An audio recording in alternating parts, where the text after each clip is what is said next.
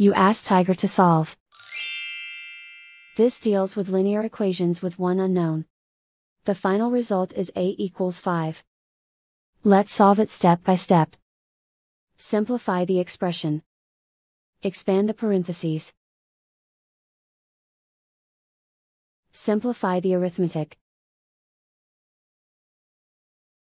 Group all constants on the right side of the equation. Subtract 4 from both sides. Simplify the arithmetic.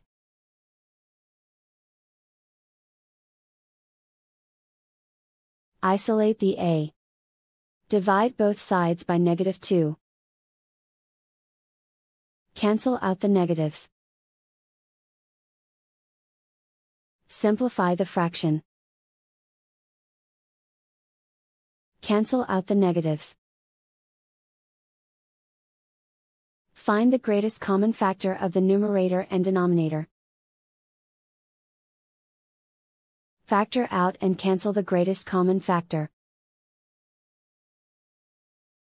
And so the final result is a equals 5.